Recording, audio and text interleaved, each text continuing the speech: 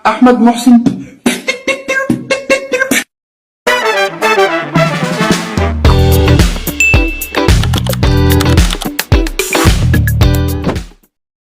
Pada kesempatan ini, kita akan membahas Undang-Undang Nomor 1 Tahun 1974 tentang perkawinan sebagai fondasi hukum keluarga di Indonesia yang mengatur hak, kewajiban, serta kepastian hukum dalam kehidupan rumah tangga.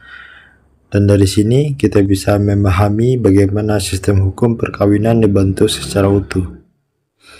Untuk memahami pentingnya undang-undang ini perlu dilihat bahwa sebelum tahun 1974, hukum perkawinan masih terfragmentasi berdasarkan golongan, sehingga menimbulkan ketidakpastian hukum, dan melalui undang-undang ini, seluruh sistem tersebut disatukan menjadi hukum nasional yang berlaku bagi semua warga negara.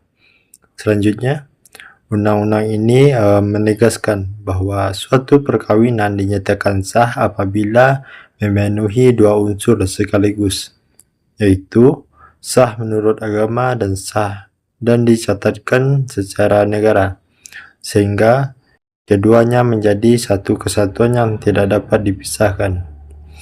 Dari dasar tersebut diatur pula syarat-syarat utama perkawinan, yaitu adanya persetujuan kedua pihak, batas usia minimal, serta izin orang tua bagi yang belum mencapai usia tertentu, yang semuanya bertujuan menjamin kesiapan dan kesadaran dalam menikah.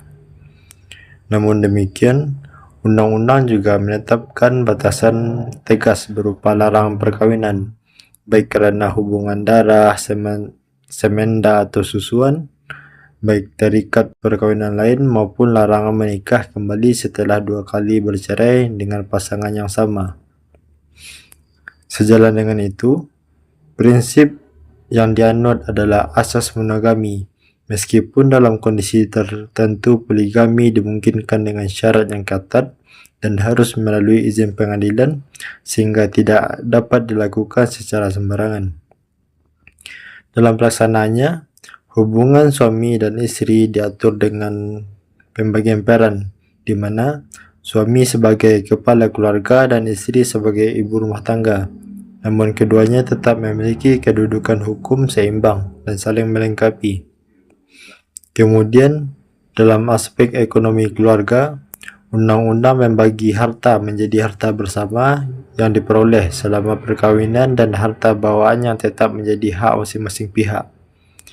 Lebih lanjut, terdapat mekanisme pencegahan dan pembatalan perkawinan, di mana pencegahan dilakukan sebelum perkawinan berlangsung, sedangkan pembatalan dilakukan setelah terjadi jika ditemukan pelanggaran hukum. Jika terjadi konflik, perceraian hanya dapat dilakukan melalui pengadilan dengan alasan-alasan tertentu, sehingga prinsip yang digunakan adalah mempersukar perceraian demi menjaga keutuhan rumah tangga. Dalam kaitannya dengan anak, undang-undang membedakan anak sah dan anak luar kawin, namun keduanya tetap berhak atas perlindungan dan pemeliharaan dari orang tua.